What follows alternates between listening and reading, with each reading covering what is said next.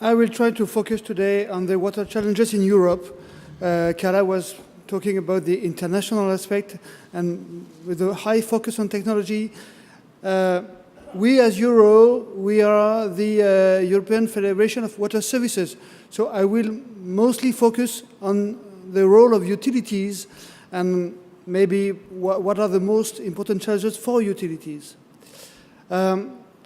How we work in EurEau, we have a lot of experts working in drinking water, wastewater, for economic and legal aspects, and some of them are also joining forces on specific topics like water reuse. I know that water reuse is a very high topic for Spain. I will come back on that later. For quite a number of years, we have identified our main challenges. Of course, protecting the vulnerable resources is key. The value of water in the circular economy, I will come back on that. And the source control approach for micropollutant, which has been our key strategy for years. And now we can see that there are some limits to the efficiency of this strategy. And of course, setting the right price for water services is also a key concern for us.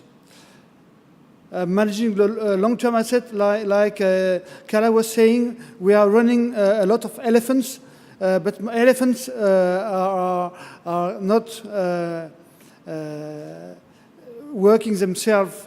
We have to manage, we have to refurbish sometimes, we have to do a lot of work to maintain them in operation, and in a very fast changing environment we need to adapt also the elephant to new challenges. When we look at the EU legislation and the water services, of course, the water is a very highly regulated sector. We have the groundwater directive, the water framework directive, the EQS directive, the basin water directive, the urban wastewater treatment directive. Of course, we are also concerned by the fertilizer regulation, by the waste framework directive, and of course by water reuse.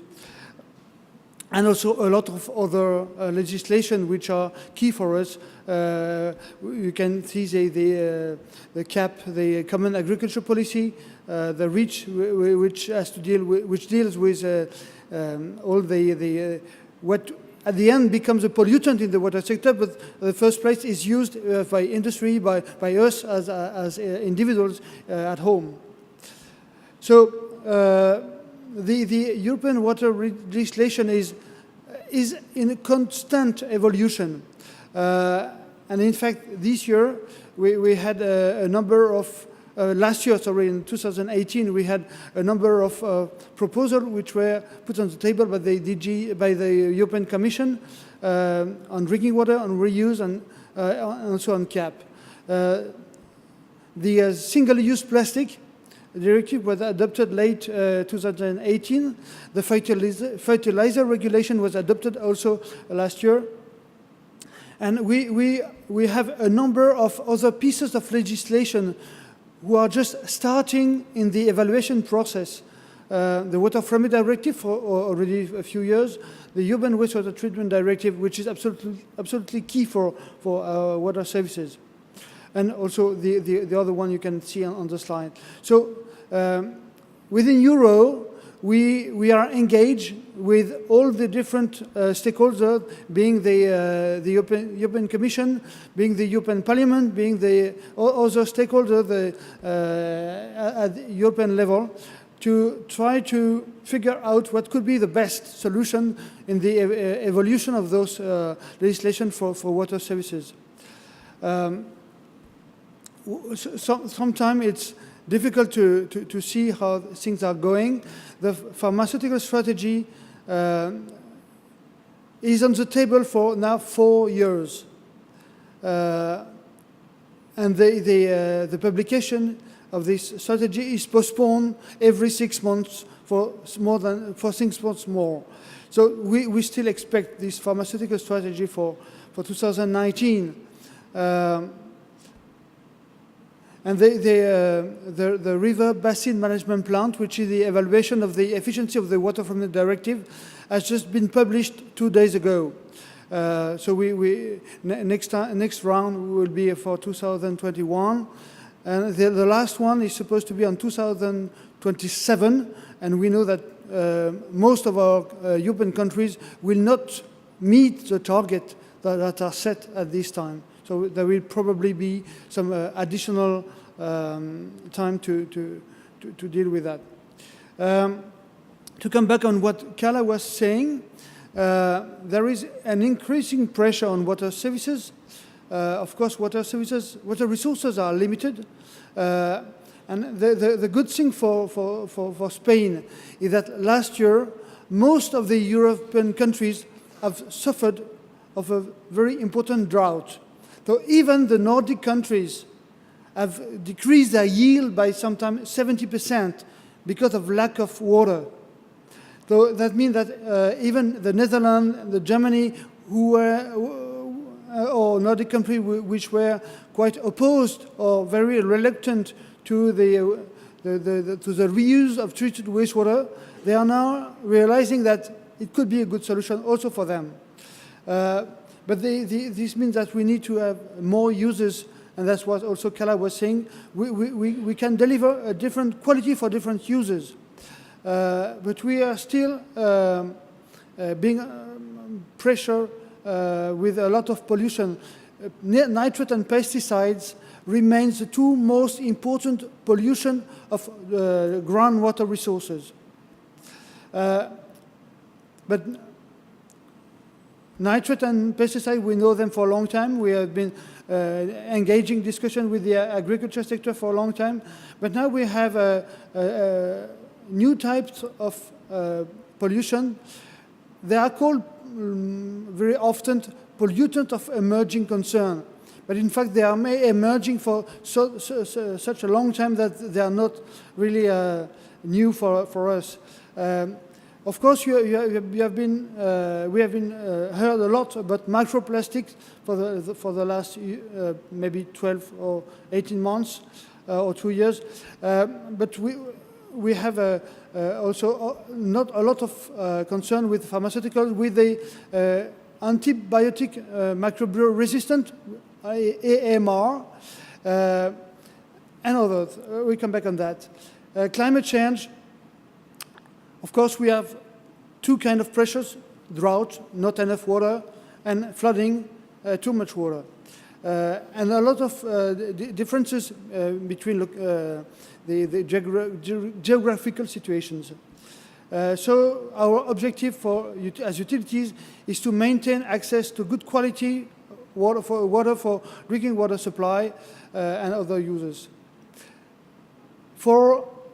One of the very big challenge for water utilities is affordability. That means that we need to have a reasonable price so that people are able to pay their water bill. So there is a real concern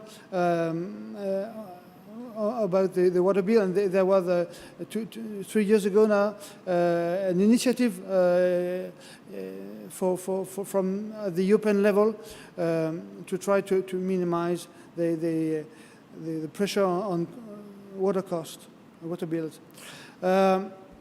We have a lot of pressure also on new requirements because if we have new pollutant in the water cycle, that means that water utilities have to sometimes implement a new level of treatment to deal with micropollutant, either at drinking water level or at wastewater level.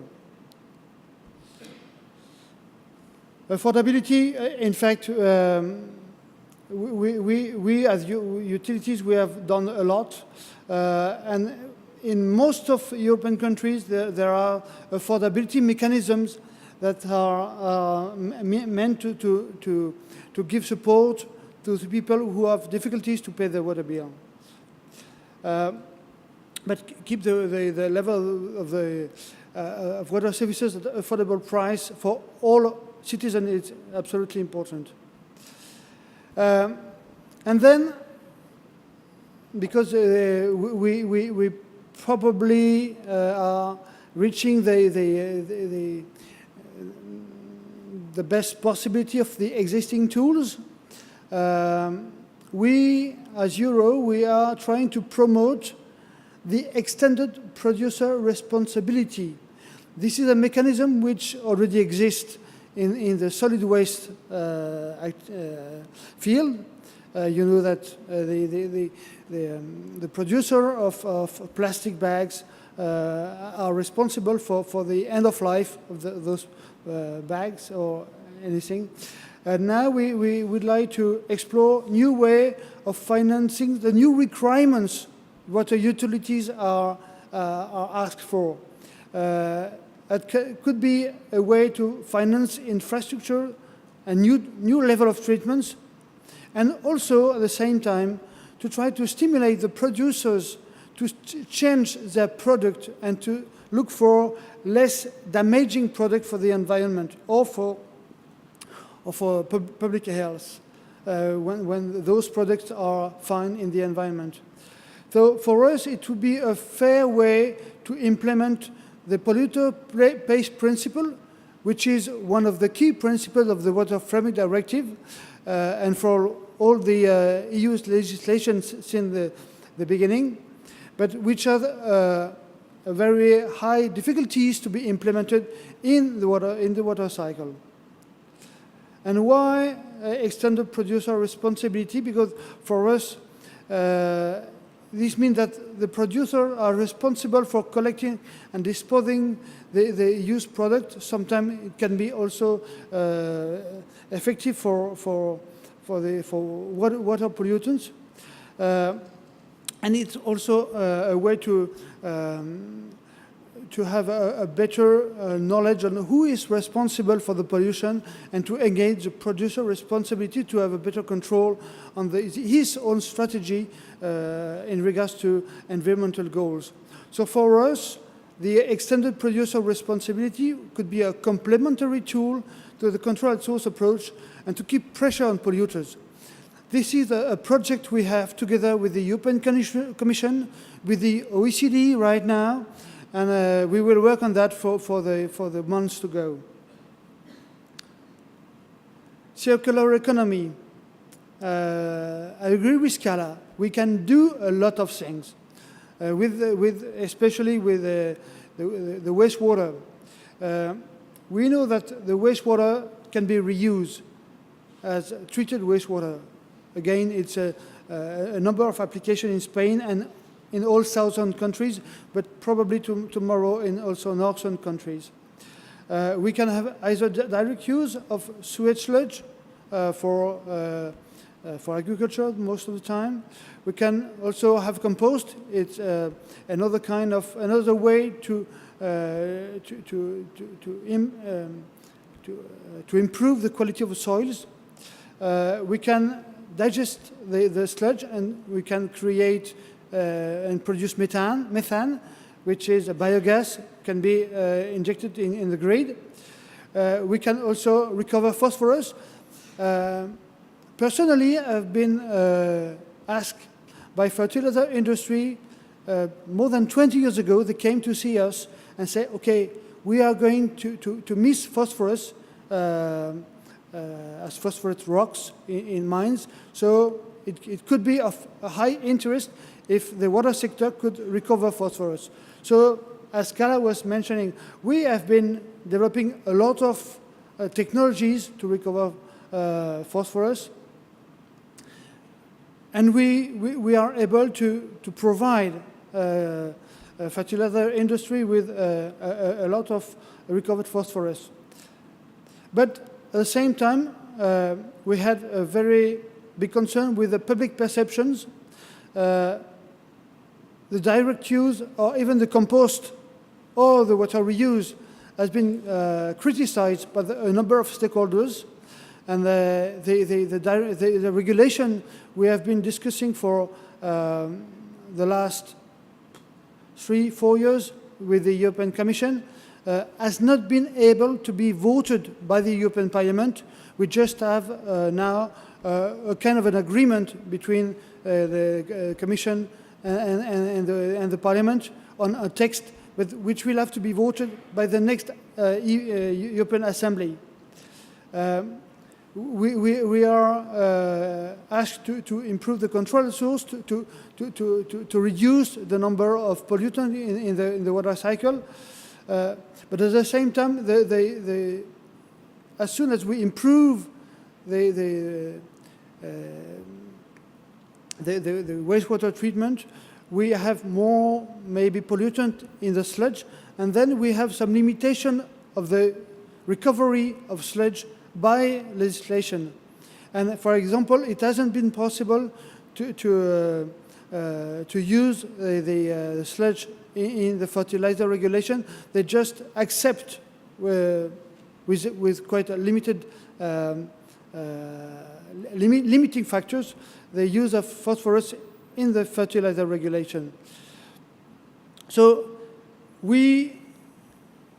today we are, like Carla was saying, the key aspect in the circular economy is not only to have the technology, is also to build a proper business model that utilities can use to recover the cost of the investments, because if we want to recover the nitrogen, the phosphorus, or the water, it's really high capex demanding, and also operational cost. Like Carla again was saying, when there is no operation, maintenance, it is of no use to invest in new infrastructure. So we need to have a real benefit of investing in new technologies, and we need to have a market to sell our recovered product. And it is not the case right now. So new business models are really the key for us. So as a conclusion, we have a lot more pressure on water resources, not only because there are new pollutants, but also because we are monitoring much better than we were doing that 30 years ago. When the Water Framework Directive was voted in year 2000, in fact, we didn't know what was the real status of our water bodies. We now have a much better knowledge thanks to the monitoring of the last 20 years. We have more pressure on water services because of the lack of water resources, because of the climate change, etc. And we need to keep the level of our services at affordable price, which is sometimes difficult. The extended producer responsibility could be a real mean to apply producer pays principle and to keep services affordable. And for the circular economy, we definitely need to create a market for recovered material from water services. That is clearly our main challenges. Thank you.